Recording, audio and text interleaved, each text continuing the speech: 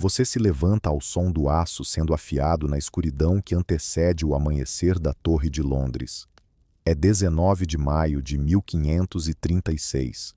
O arranhar rítmico da pedra contra a lâmina corta a neblina matinal como um prenúncio fatal. Cada golpe é intencional, metódico, definitivo. Um dia, você foi a rainha da Inglaterra, e em menos de 4 horas, essa lâmina vai separar sua cabeça de seus ombros. As paredes de sua cela parecem pulsar em sincronia com seu coração enquanto você se senta na beirada de sua cama estreita. Suas mãos tremem, não pelo frio, mas pelo peso da realidade que a cerca. Do lado de fora da janela, você escuta os carpinteiros martelando a estrutura que servirá como palco para sua última atuação. Cada batida reverbera em seus ossos, uma contagem regressiva para o esquecimento que se acumula há semanas. Suas damas de companhia flutuam pelo quarto como sombras, seus rostos pálidos e cheios de angústia.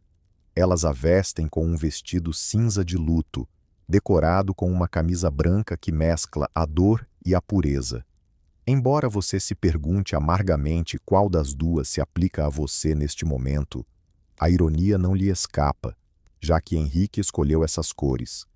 Mesmo na morte, ele busca ditar a narrativa, moldando você como a pecadora arrependida em vez da esposa injustamente tratada. O ar na torre é impregnado pelo cheiro do lodo do rio e da miséria humana. Porém, esta manhã carrega algo a mais. O aroma metálico do medo se mistura à doce fumaça de incenso que sobe da capela, onde orações são feitas por sua alma. Você consegue ouvir o murmúrio de vozes que vem do lado de fora da porta, o arrastar de pés e o tilintar de armaduras enquanto os guardas assumem seus postos. A maquinaria da morte já começou a se mover, e você é apenas o centro deste elaborado horror coreografado.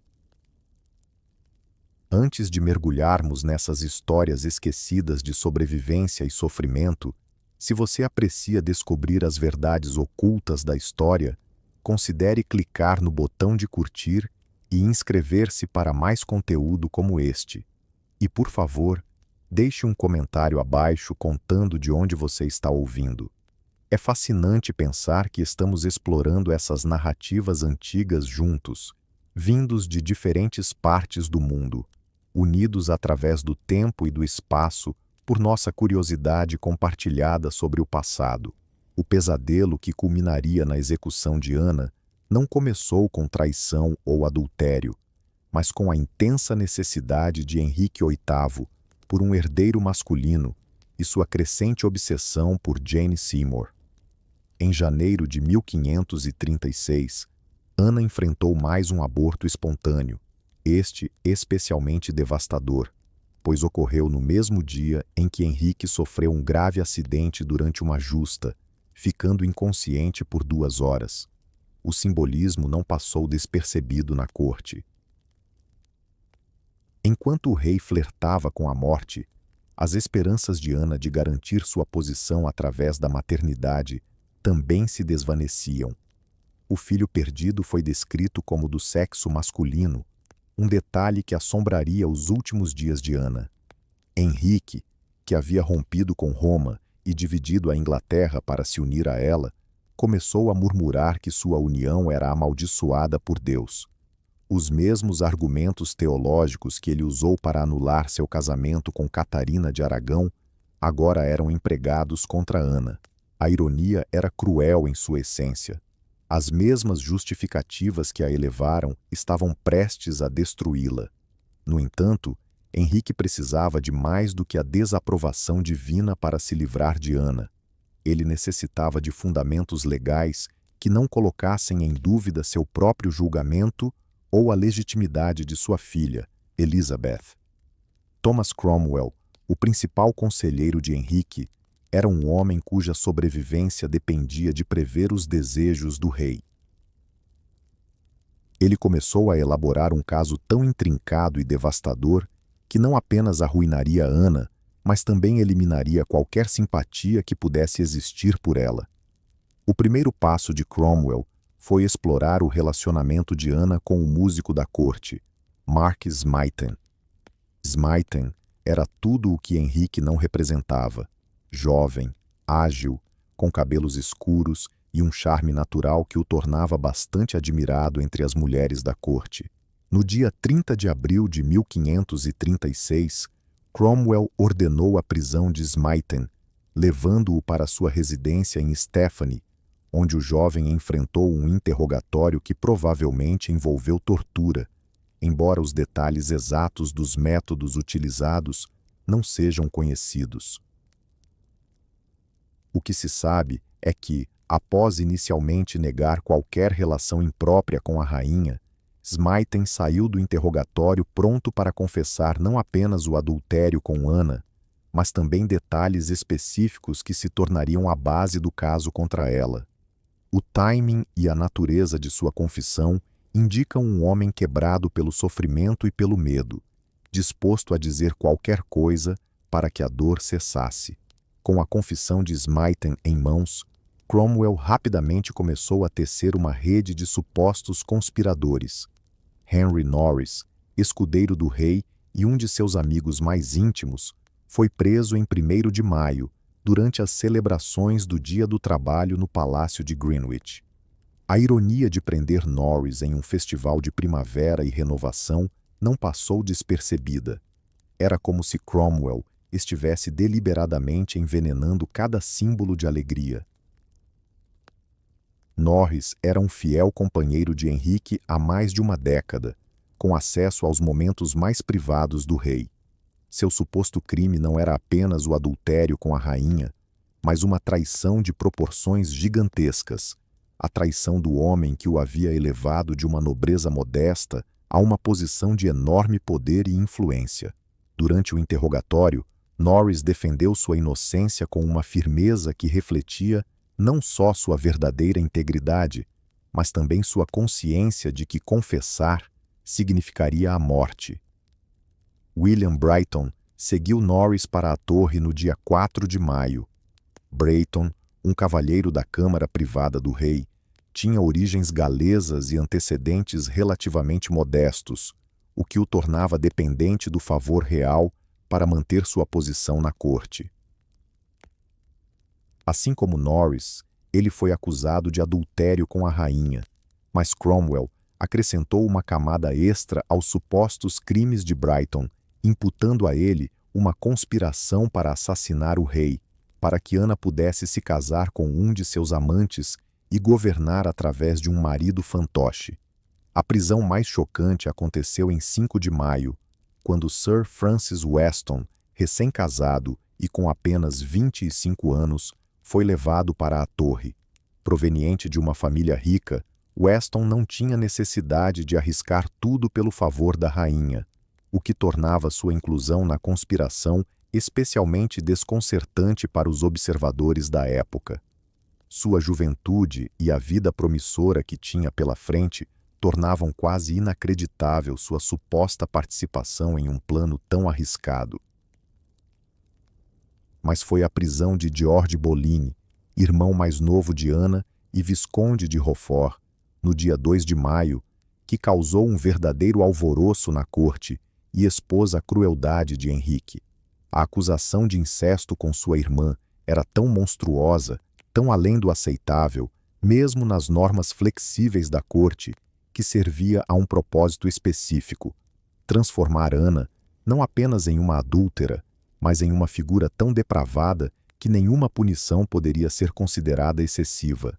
George Boleyn era tudo o que sua irmã não era. Inteligente, erudita e com um humor cortante, ela se destacava na corte, tornando-se tanto admirada quanto temida. Sua lealdade a Ana era tão profunda que Henrique a via como uma ameaça à sua própria autoridade. Ao acusar George de incesto, Cromwell não estava apenas arruinando a vida do irmão de Ana.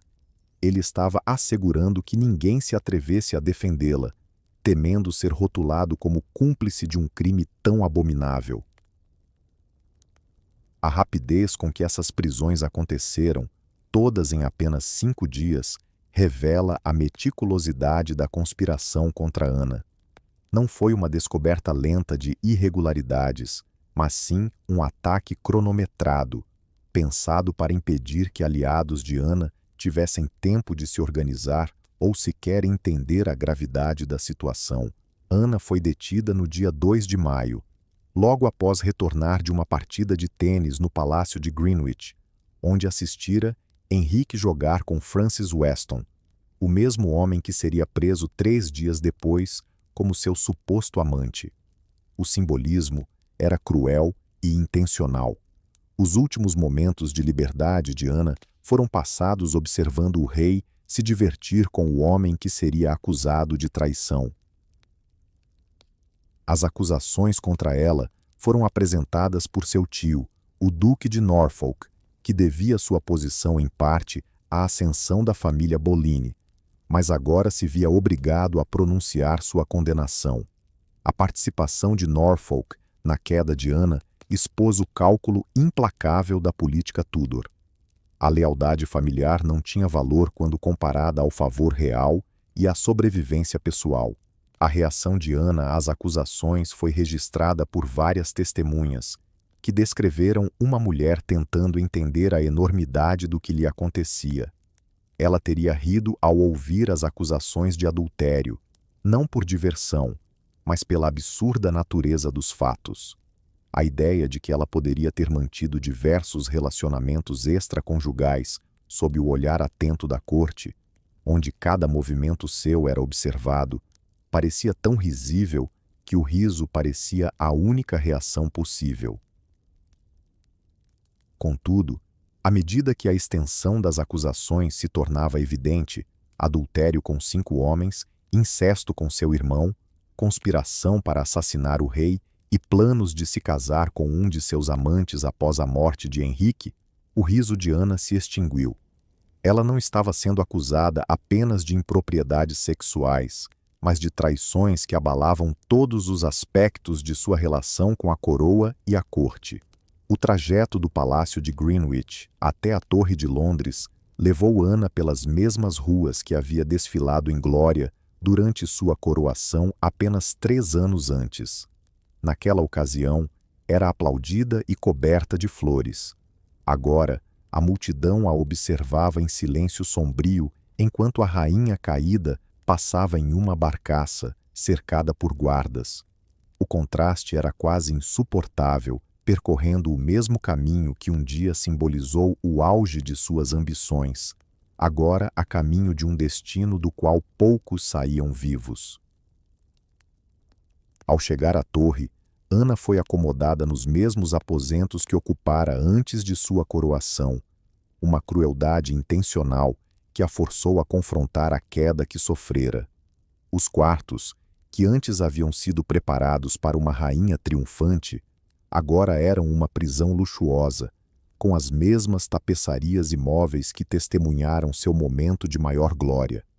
Sir William Kingston, o conde da Torre, recebeu ordens para manter registros meticulosos das palavras e atitudes de Ana durante sua detenção. Kingston era um administrador astuto, ciente de que sua própria sobrevivência dependia de oferecer a seus superiores exatamente o que desejavam ouvir. Seus relatórios revelam Ana sob diferentes facetas, ora desafiadora, ora em desespero, às vezes mantendo uma inocência digna, outras vezes sucumbindo ao peso de suas circunstâncias. Um dos pontos mais impactantes nos relatos de Kingston é a aparente dificuldade de Ana em acreditar que Henrique realmente teria a executado. Ela expressou repetidamente sua convicção de que o rei demonstraria compaixão, acreditando que seu casamento e a história compartilhada teriam peso na decisão final. Essa fé na humanidade de Henrique sugere ou um grave equívoco de Ana sobre o homem ao seu lado, ou uma incapacidade psicológica de aceitar a crueza de sua realidade. O julgamento dos supostos co-conspiradores de Ana teve início em 12 de maio de 1536, no Westminster Hall. Aqueles procedimentos foram uma verdadeira aula de teatro judicial, criados não para descobrir a culpa ou inocência, mas para dar uma aparência de legalidade a uma execução política. As provas contra os homens eram em grande parte circunstanciais, presentes que Ana lhes oferecera, conversas que tiveram e sua presença em eventos da corte, onde supostamente surgiram oportunidades para transgressões. A confissão de Marken foi a base do caso da acusação, mas até isso apresentava problemas.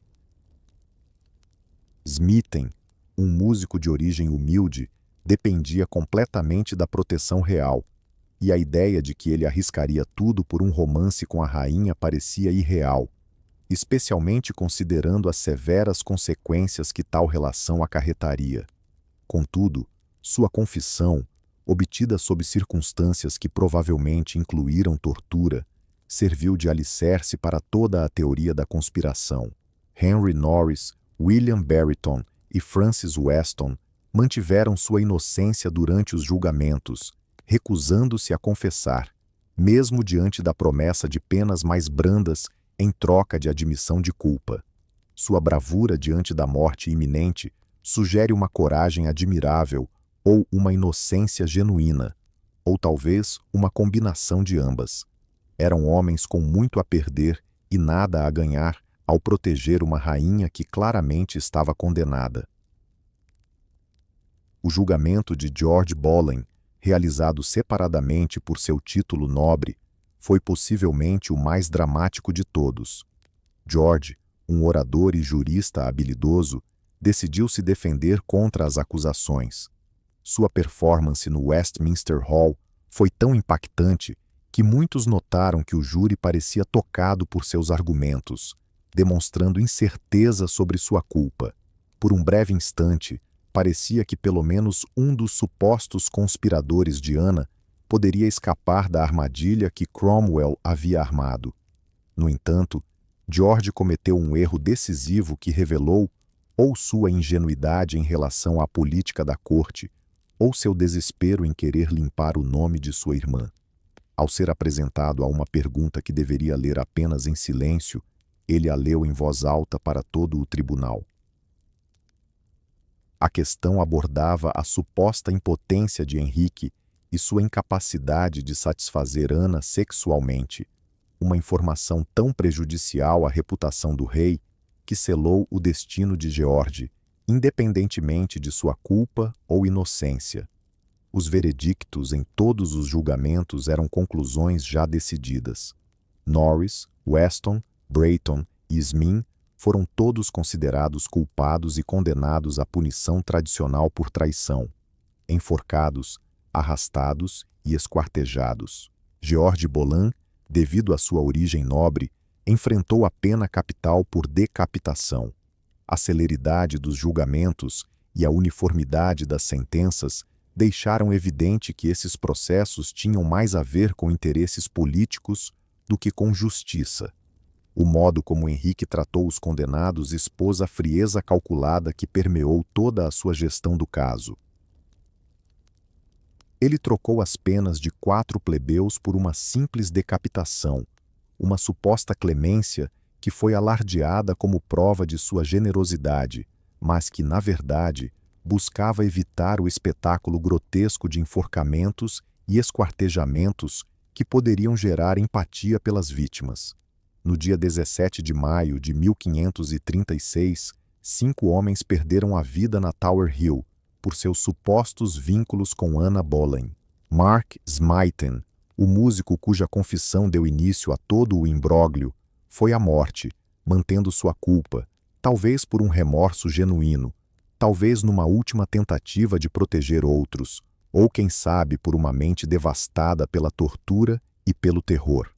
Henry Norris, William Brereton e Francis Weston defenderam sua inocência até o último instante, suas últimas palavras meticulosamente registradas por observadores que compreendiam a magnitude histórica do momento. A execução de George Boleyn foi a mais tocante de todas. Como irmão e aliado mais próximo de Ana, Sua morte não simbolizou apenas o fim de uma vida, mas a ruína de uma família que havia alcançado grandes alturas e despencado para o abismo.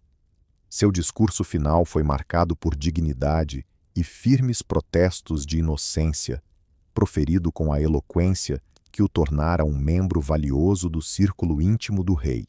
Ana, trancafiada em seus aposentos na torre, deve ter escutado os ecos das execuções de seu amante suposto, o aglomerado da multidão, o golpe do machado do executor, o clamor de aprovação dos espectadores sedentos por sangue.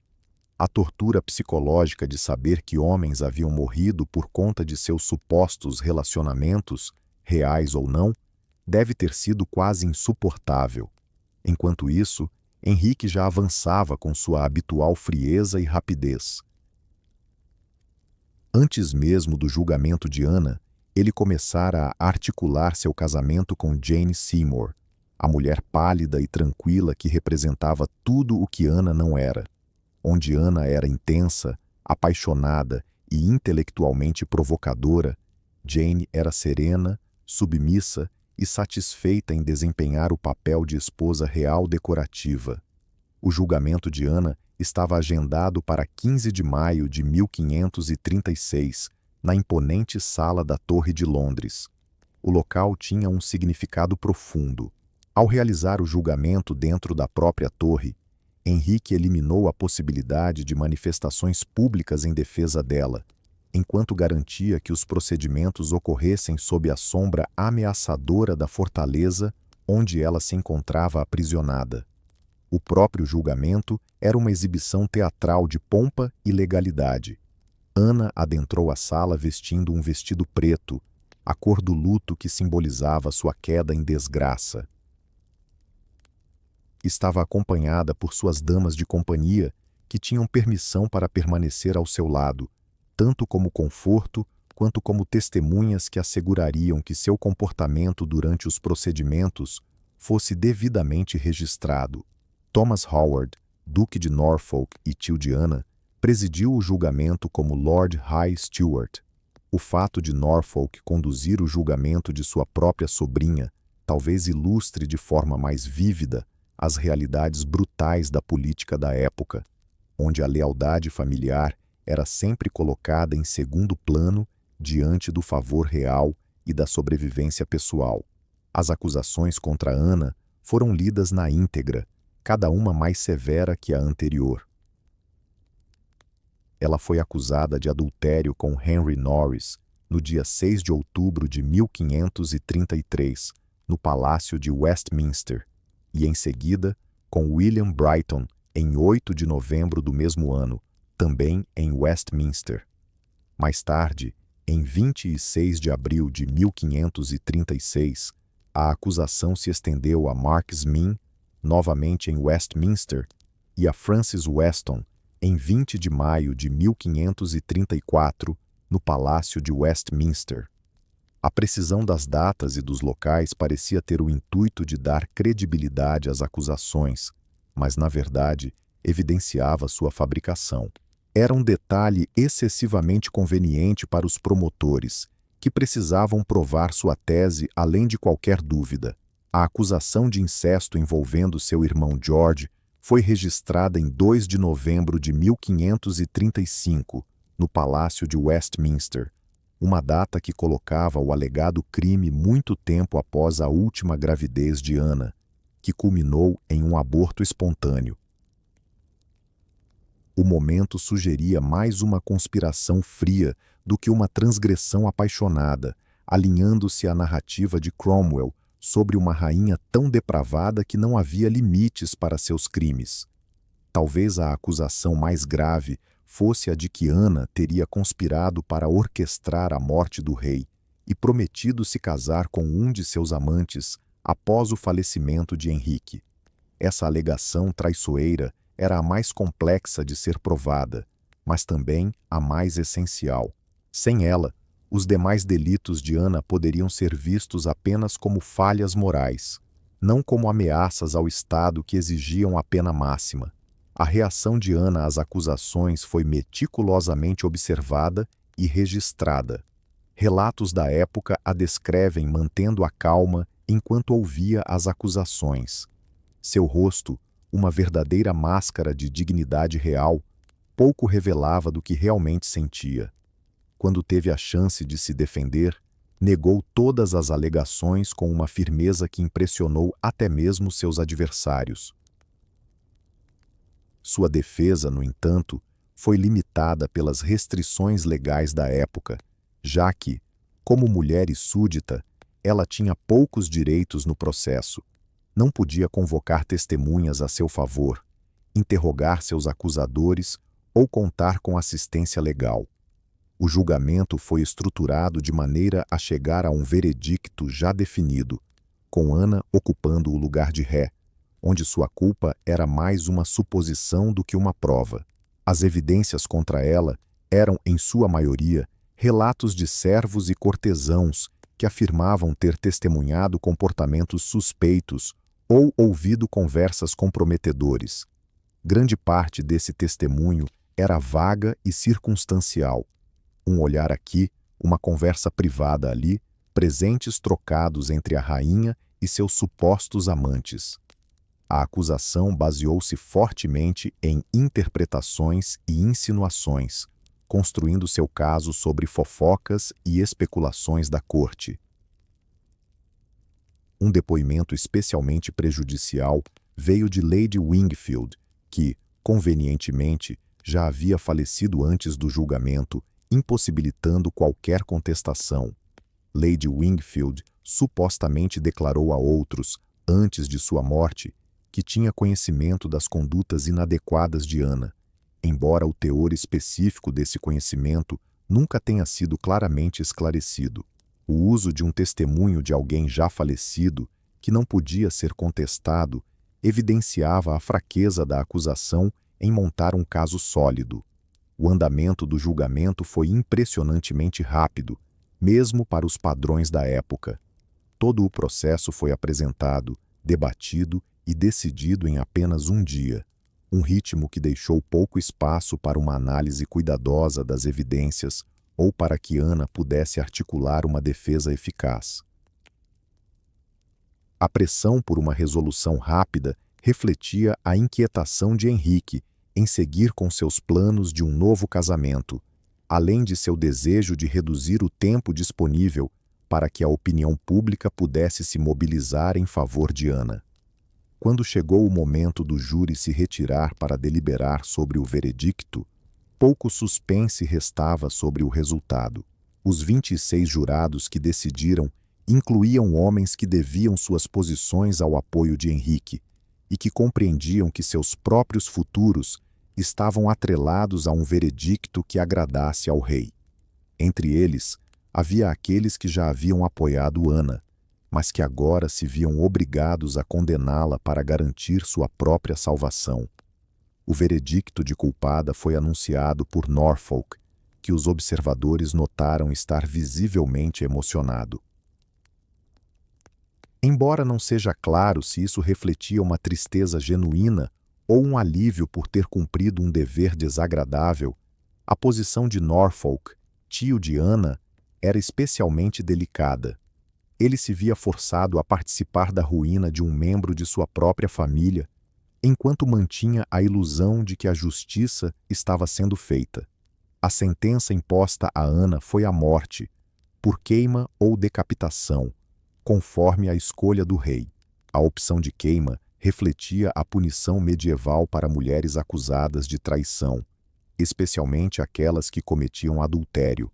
Por outro lado, a alternativa da decapitação foi apresentada como uma forma de misericórdia, embora também beneficiasse Henrique ao evitar o horrível espetáculo de uma rainha sendo queimada viva diante do público. A reação de Ana à condenação foi notada por todos os presentes. Ela recebeu a notícia com uma notável dignidade, mantendo a compostura digna de sua posição real, mesmo diante da morte que se aproximava. Sua resposta incluía um pedido para que Deus salvasse o rei e uma declaração de sua inocência que ressoou pelo grande salão da torre, tocando até mesmo seus adversários. Porém, foram os momentos íntimos observados por Sir William Kingston e as damas que a acompanhavam que revelaram o peso do que ela suportava entre seu julgamento e a execução. Ana oscilou entre esperança e desespero, confiança e pavor, de uma forma que expunha a tortura psicológica que vivia. Ela continuou a expressar fé de que Henrique mostraria compaixão, acreditando que sua história compartilhada e o amor que um dia tiveram contariam na hora da verdade. Essa fé, à luz do que sabemos sobre o caráter de Henrique e seu tratamento com outras esposas que caíram em desgraça, parece quase trágica.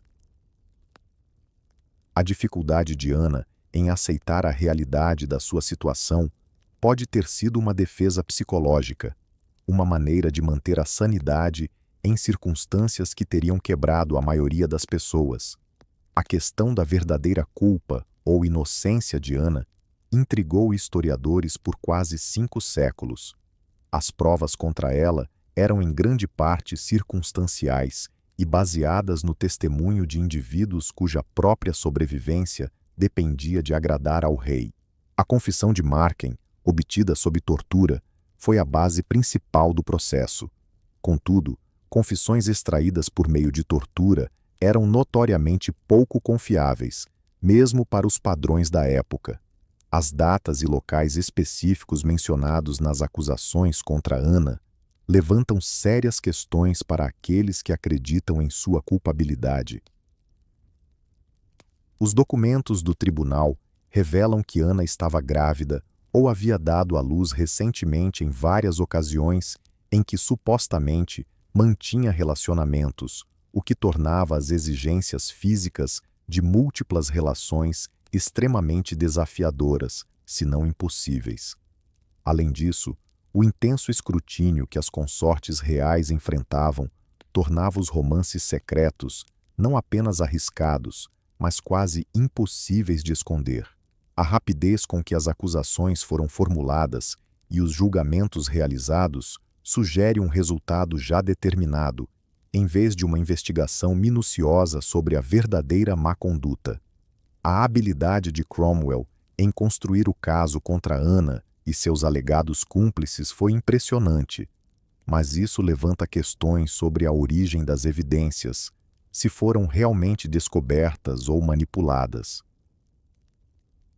O que mais chama a atenção é que nenhum dos supostos amantes de Ana, exceto o atormentado Smin, confessou seus crimes, mesmo quando tiveram a chance de receber penas mais brandas. Homens que enfrentavam a morte certa teriam motivos de sobra para admitir sua culpa se isso pudesse salvar suas vidas. No entanto, eles preferiram manter sua inocência até o fim. O contexto político que cercava a queda de Ana reforça a ideia de sua inocência. Em 1536, Henrique estava desesperado por um herdeiro masculino e já havia iniciado a busca por Jane Seymour. O aborto espontâneo de Ana em janeiro daquele ano havia de fato terminado sua utilidade para o rei, transformando-a em um obstáculo para seus planos de um novo casamento, em vez de um ativo a ser preservado.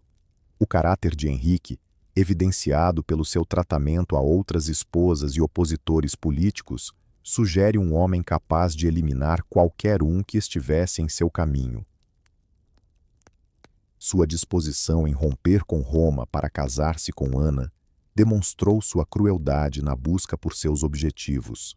A forma como decidiu destruí-la ao perceber que ela não mais servia a seus interesses revelou a mesma frieza calculada.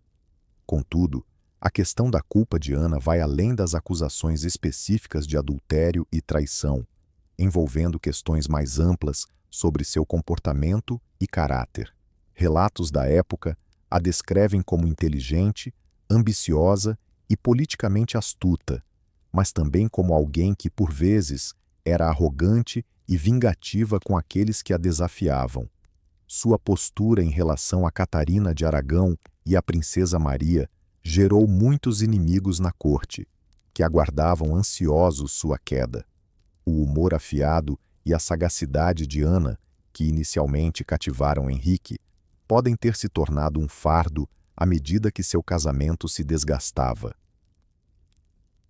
Sua disposição de discutir com o rei e desafiar suas decisões era incomum para uma consorte real e pode ter alimentado o ressentimento crescente de Henrique em relação à influência que ela exercia sobre ele. A intensidade da relação de Ana com seu irmão Jorge também levantou suspeitas na corte. Embora não haja provas concretas que sustentem as acusações de incesto, além do forte vínculo emocional entre irmãos que ascenderam juntos nas traiçoeiras águas da política Tudor, seu apoio mútuo e evidente afeto podem ter parecido suspeitos a observadores em busca de indícios de má conduta, embora seja mais provável que refletissem a aliança natural de membros da família em um mundo perigoso. Enquanto Ana aguardava sua execução na torre, Henrique já se preparava para seu próximo casamento. No dia 14 de maio, um dia antes do julgamento de Ana, o arcebispo Cranmer foi chamado ao palácio de Lambeat para ouvir a confissão de Henrique e anular oficialmente seu casamento com Ana. A velocidade desse processo revelou a urgência de Henrique em remover os obstáculos legais para sua união com Jane Seymour. A anulação do matrimônio de Henrique com Ana foi fundamentada nos mesmos princípios teológicos que haviam sido utilizados para pôr fim à sua união com Catarina de Aragão, a afirmação de que essa relação nunca teve validade aos olhos de Deus. No caso de Ana, Henrique alegou que seu vínculo anterior com a irmã dela, Maria, constituía um impedimento, tornando o casamento incestuoso e, por consequência, nulo desde o início. A ironia desse argumento era notável. Henrique sustentava, ao mesmo tempo, que Ana cometia adultério dentro da relação, enquanto afirmava que, legalmente, nenhum casamento existia entre eles.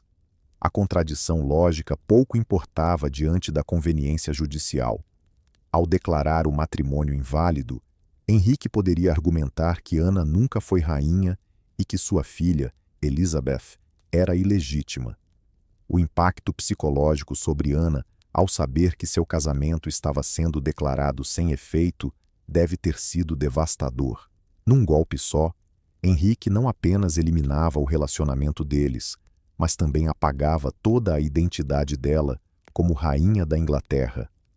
Ela passava de uma monarca coroada a uma mulher que havia vivido em pecado ao lado do rei, com sua filha despojada de legitimidade e todo o seu esforço considerado irrelevante. Enquanto isso, os preparativos para a execução de Ana seguiam em um ritmo sombrio e eficiente, característico da administração de Henrique. Ele decidiu, de maneira inusitada, importar um carrasco de Calala, em vez de utilizar o machado tradicional que era comum nas execuções. A escolha de usar uma espada, em vez de um machado, foi apresentada como um ato de misericórdia. O método francês prometia ser mais rápido e preciso que a abordagem inglesa.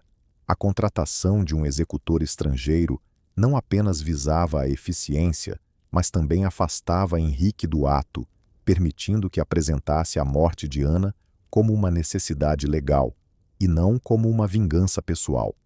Além disso, eliminava a possibilidade de um carrasco inglês recusar o trabalho ou ser influenciado pela simpatia pela rainha condenada. O executor que chegou de Calala era descrito como um especialista em sua profissão, que já havia prestado serviços semelhantes à corte francesa, trazendo consigo não apenas habilidade, mas também uma aura de sofisticação europeia. Sua presença na torre era um lembrete de que a execução de Ana estava sendo realizada segundo os mais altos padrões da prática europeia. A espada, por sua vez, tornou-se um objeto de fascinação e temor nos últimos dias de Ana. Diferente do pesado e brutal machado tradicionalmente usado nas execuções inglesas, a espada do carrasco era relativamente leve e afiada, feita para oferecer precisão em vez de força bruta. Mantida em segredo até o momento fatídico, adicionava um elemento de mistério ao processo, intensificando a tensão psicológica. O comportamento de Ana em seus últimos momentos revelou uma mulher lutando para preservar sua dignidade e sanidade em situações que teriam quebrado a maioria das pessoas. Os relatos de Sir William Kingston a retratam ora confiante e desafiadora, ora chorando e desesperada. Ela frequentemente falava de sua inocência e da fé de que Deus a justificaria, mas também tomou providências práticas para sua morte, com uma clareza que sugeria que estava ciente da gravidade de sua situação. Um dos aspectos mais tocantes de seus últimos dias foi sua preocupação com sua filha, Elizabeth. Com apenas 3 anos, Elizabeth era jovem demais para compreender o que estava acontecendo com sua mãe. Ana tinha plena consciência de que sua morte tornaria a criança órfã e sem legitimidade. Seu pedido para ver Elizabeth pela última vez foi recusado, intensificando a crueldade de suas últimas horas. As damas de companhia, que estiveram ao seu lado durante todo o seu cárcere, ofereceram tanto consolo quanto vigilância nesses momentos finais. Essas mulheres, que antes disputavam a honra de servir a rainha, agora se viam na difícil tarefa de apoiar uma mulher que sabiam estar condenada, enquanto tentavam preservar suas próprias posições na corte. Na noite anterior à execução, Ana dedicou horas à oração e à reflexão, preparando sua alma para o que acreditava ser seu julgamento diante de Deus. Relatos da época a descrevem serena e resignada, tendo finalmente aceitado que Henrique não seria misericordioso e que sua morte era inevitável. Ela também se preocupou em organizar os aspectos práticos de sua execução, discutindo com suas damas as vestes que usaria e a conduta esperada dela no cadafalso. Mesmo em seus últimos momentos, Ana entendia que estaria se apresentando a um público e que seus instantes finais seriam analisados em busca de sinais de culpa, inocência, arrependimento ou desafio. Na manhã de 19 de maio de 1536, o dia surgiu cinzento e nebuloso, e a umidade no ar parecia refletir o clima sombrio que pairava sobre a torre. Ana acordou cedo, tendo dormido pouco naquela última noite, e imediatamente iniciou os rituais que a preparariam para a morte. Ela optou por um vestido de damas em tom cinza escuro, com um quimono branco por baixo, cores que simbolizavam tanto luto quanto pureza. Essa escolha era carregada de significado. Ao usar o branco, Ana fazia uma declaração silenciosa sobre sua inocência, enquanto o cinza representava sua aceitação do destino que a aguardava. Seu cabelo, que um dia fora seu maior orgulho e atraíra a atenção de Henrique, foi arrumado de maneira simples e coberto por um capuz branco, facilitando a tarefa do carrasco. Esses detalhes finais foram influenciados pela realidade de sua execução, lembrando Ana de que não era mais uma mulher se preparando para um evento social, mas sim uma prisioneira condenada à morte. A última refeição de Ana foi singela, consistindo de um pouco de pão e vinho, consumidos mais por sua importância ritual do que por apetite. Para alguém prestes a enfrentar a morte, a comida tinha pouco apelo, mas o ato de partir o pão serviu como uma última comunhão com a vida e uma preparação para o que estava por vir. À medida que a manhã avançava, Ana ouvia os sons da preparação do lado de fora da janela. O cadafalso, erguido durante a noite, agora estava sendo testado, e a palha que absorveria seu sangue estava sendo organizada. Os preparativos para sua morte foram realizados com a mesma eficiência que caracterizava todos os aspectos da administração Tudor. A multidão começou a se reunir cedo, atraída pelo espetáculo sem precedentes da execução de uma rainha. Embora execuções públicas fossem um entretenimento comum na Inglaterra Tudor, a morte de uma rainha coroada era algo extraordinário, sem precedente na história inglesa e improvável de se repetir. O gramado da torre se enchia de espectadores ansiosos para testemunhar esse momento histórico. Entre a multidão estavam cortesãos que um dia competiram pelo favor de Ana, comerciantes que lucraram sob seu patrocínio e pessoas comuns que acompanharam sua ascensão e queda com a mesma fascinação que o drama real sempre provoca. Alguns estavam ali movidos pela curiosidade, outros por um senso de dever histórico, e havia também aqueles que se sentiam atraídos pelo lado mais sombrio da natureza humana, desejando testemunhar a destruição e a morte. O conde da torre, Sir William Kingston, chegou aos aposentos de Ana com a notificação formal de que seu momento havia chegado. Seu comportamento era respeitoso, mas decidido. Ele estava ali para acompanhar a rainha em seu último instante, mas também para assegurar que uma traidora condenada enfrentasse a pena imposta pela lei. A reação de Ana à chegada de Kingston foi notada por todos ao seu redor. Levantou-se de sua cadeira com a dignidade que a acompanhou durante todo o seu aprisionamento, ajustou seu vestido e afirmou estar pronta para enfrentar seu destino. Sua compostura era admirável. Não havia traços de histeria ou colapso que poderiam ser esperados de alguém prestes a ser executado. O caminho que a levava de seus aposentos até a guilhotina pode ter sido a jornada mais longa da vida de Ana. A cada passo, ela se afastava do mundo dos vivos, aproximando-se do que quer que a aguardasse além da morte. A trajetória a conduziu pelos mesmos pátios onde havia caminhado como rainha, passando pelos mesmos edifícios onde exercia seu poder e recebia a reverência de seus súditos. O contraste entre sua situação atual e sua antiga glória deve ter sido quase insuportável. As mesmas pedras que outrora ecoaram com os passos daqueles que buscavam seu favor, agora presenciavam sua marcha final em direção à guilhotina. A torre que um dia fora seu palácio durante os preparativos para a coroação, agora se tornava o cenário de sua ruína. Ao surgir no Tower Green, a multidão mergulhou em silêncio. A imagem de uma rainha caminhando para a morte era tão sem precedentes, tão impactante, que até mesmo os espectadores mais endurecidos ficaram momentaneamente sem palavras. Ali estava uma mulher que já havia sido a figura mais poderosa da Inglaterra, atrás apenas do rei, agora reduzida à condição de criminosa condenada, aproximando-se do seu destino final. A guilhotina em si era uma simples plataforma de madeira, elevada apenas alguns pés do chão para que a multidão pudesse testemunhar a execução de forma clara. Diferente das imponentes guilhotinas usadas para os traidores masculinos, a plataforma de execução de Ana foi desenhada para a intimidade, refletindo talvez um resquício de respeito por seu status anterior como rainha.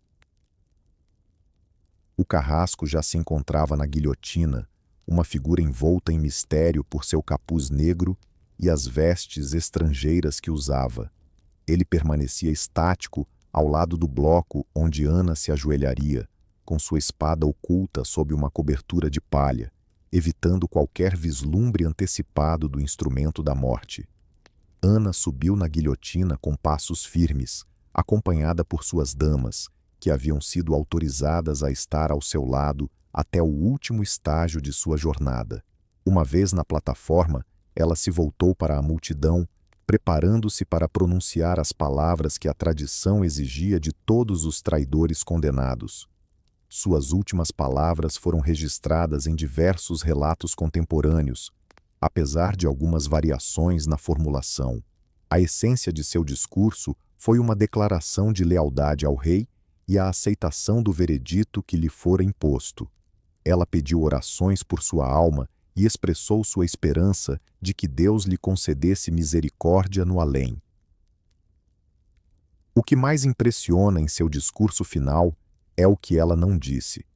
Não proclamou sua inocência diretamente, nem atacou Henrique ou o tribunal que a condenou. Se essa contenção era uma verdadeira aceitação de seu destino, uma estratégia política para proteger sua filha Elizabeth, ou apenas resultado de um cansaço extremo, ainda gera debates entre historiadores. Após concluir seu discurso, Ana retirou seu adereço de cabeça e as joias, entregando-as com cuidado às suas damas. Esse gesto de desapego não era apenas prático, mas também carregava um profundo simbolismo. Ela estava se despindo dos últimos traços de sua identidade real, pronta para encarar a morte simplesmente como Ana Bolena. Em seguida, suas damas a vendaram com um tecido branco, um último ato de compaixão que a afastou da visão da espada que se aproximava. A venda também tinha um propósito prático: garantir que Ana permanecesse imóvel no instante crucial, pois qualquer movimento poderia transformar uma morte rápida em um sofrimento prolongado. Com a venda ajustada, Ana se ajoelhou ao lado do bloco preparado para sua execução. Sua postura era ereta e digna, mantendo a compostura real que sempre a acompanhou durante sua difícil jornada. Mesmo nesse momento final, ela estava ciente da imagem que deixaria para a história. O executor se aproximou, seus passos silenciosos, e pela primeira vez, a espada foi revelada. A lâmina era diferente da tradicional machadinha inglesa, mais longa, mais fina, projetada para um golpe certeiro que cortaria o pescoço de forma limpa. A presença dessa arma exótica trouxe um novo elemento aos eventos, intensificando a sensação de estar diante de um momento sem precedentes na história da Inglaterra. O que se sucedeu seria analisado e discutido por séculos. O executor ergueu sua espada e, em um movimento tão rápido que muitos na multidão mal perceberam, desferiu um golpe decisivo. A cabeça de Ana Bolena foi separada de seu corpo com uma precisão que atestava a habilidade do homem que Henrique havia trazido de Cala.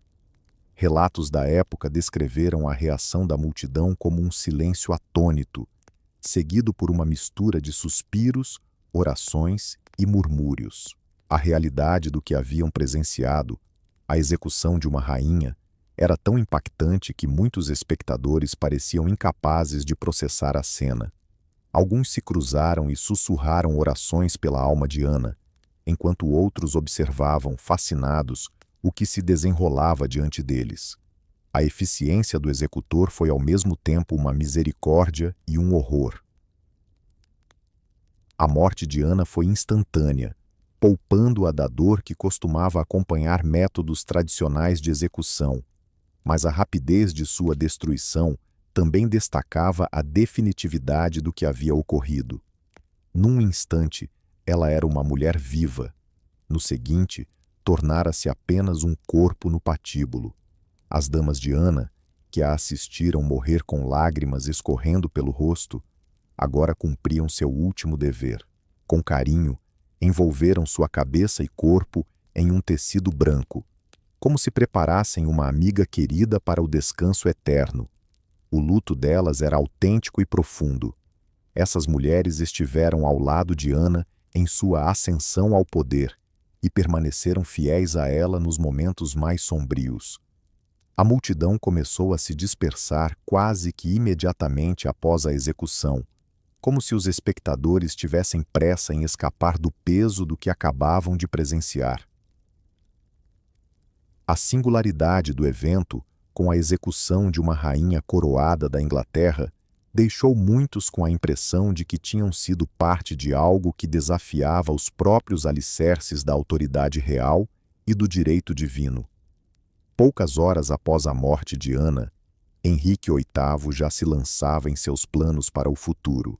Ele se casou com Jane Seymour em uma cerimônia íntima no dia 30 de maio de 1536, apenas 11 dias após a execução de Ana.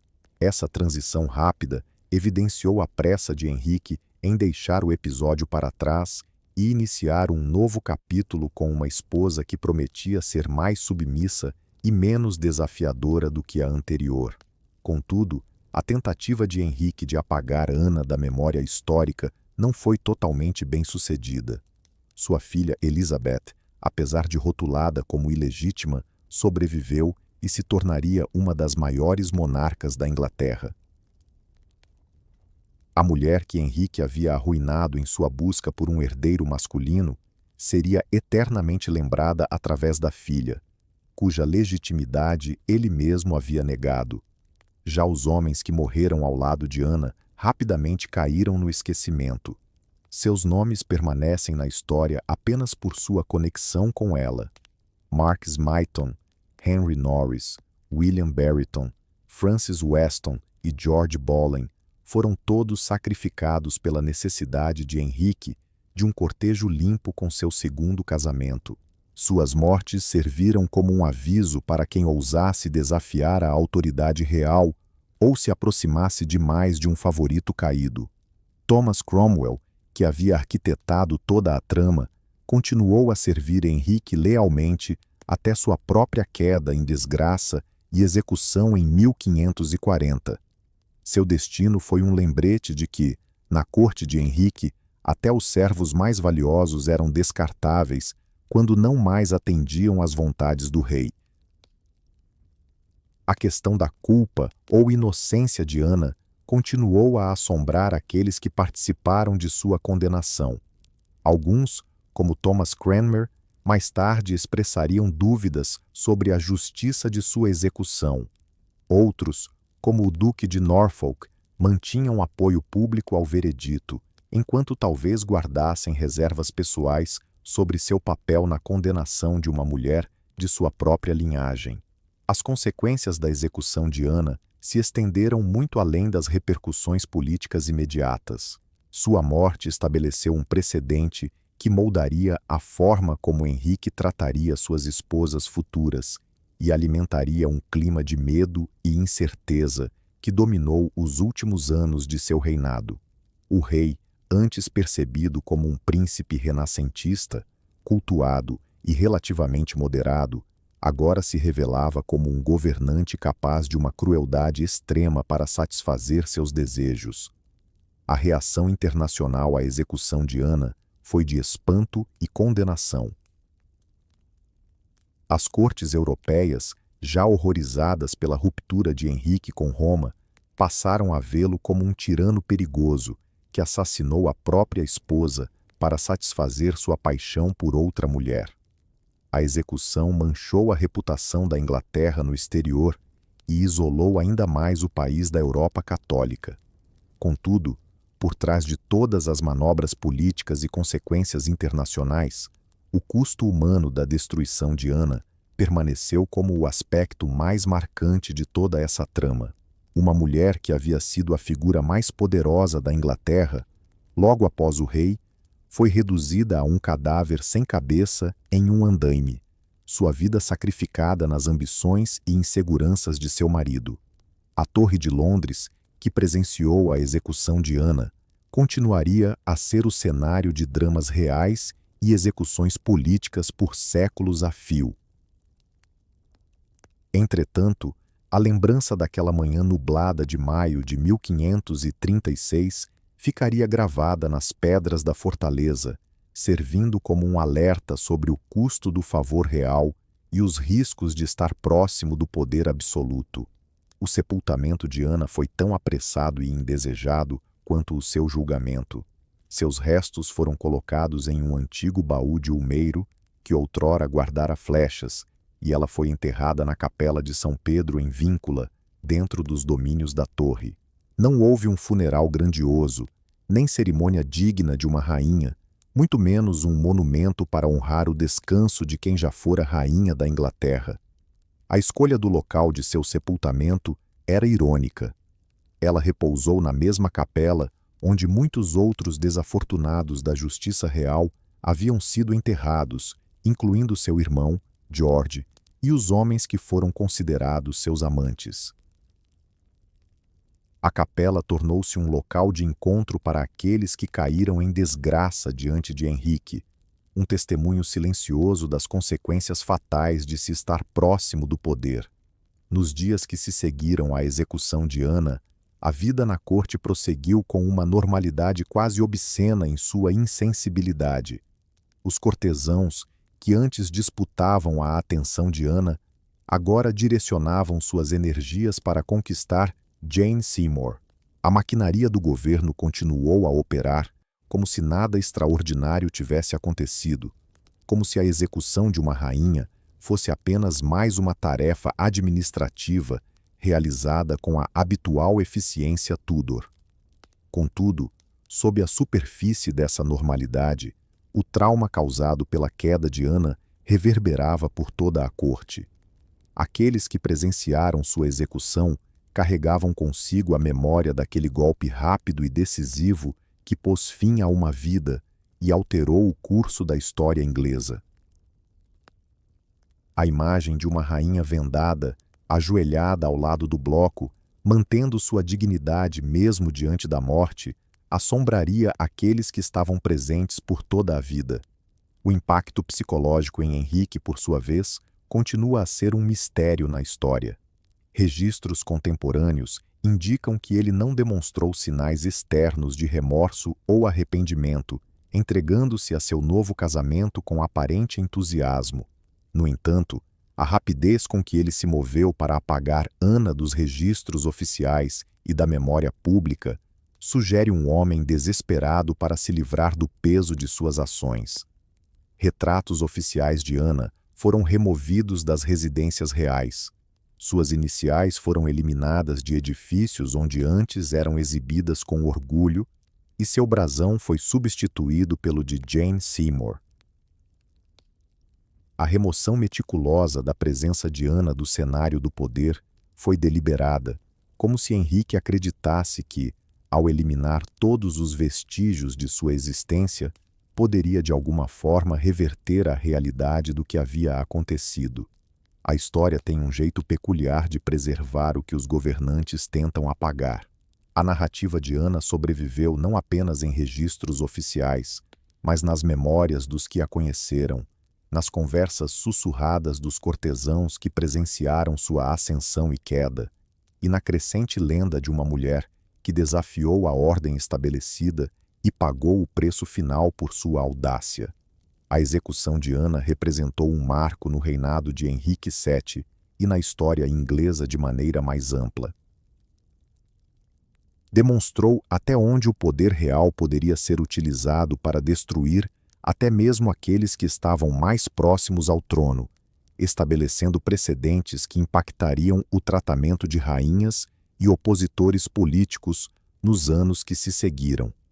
A mulher que um dia teve o poder de transformar a religião de toda uma nação tornou-se uma lição sobre os riscos da ambição desenfreada e a instabilidade do favor real.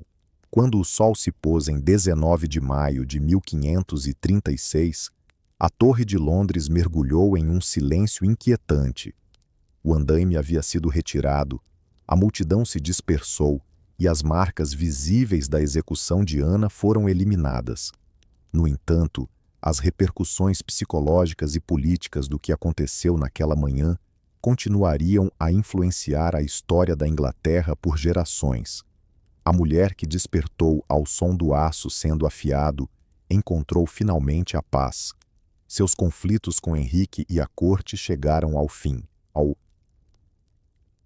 A lâmina, cuidadosamente afiada e preparada, cumpriu seu papel com uma eficiência mortal, silenciando para sempre uma voz que, em tempos passados, cativou reis e alterou o destino de nações.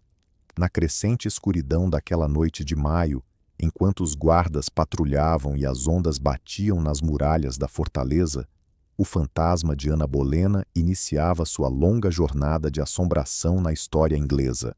A mulher que foi apagada dos registros oficiais permaneceria viva nas narrativas contadas por aqueles que a recordavam, nas questões levantadas por historiadores que duvidavam de sua culpa, e na lenda de uma rainha que ousou desafiar um rei, pagando por sua ousadia com a própria vida.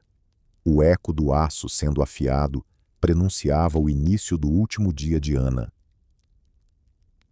O silêncio que se seguiu à sua execução selou o desfecho de um dos capítulos mais dramáticos e trágicos da longa e manchada história da coroa inglesa. Nesse silêncio, carregado com o peso do que foi perdido e destruído, o verdadeiro horror da execução de Ana Bolena finalmente emergiu. Não foi apenas a morte de uma mulher, mas o assassinato de sonhos, a aniquilação de um futuro diferente e a vitória do medo sobre a esperança no traiçoeiro mundo dos Tudor, na Inglaterra,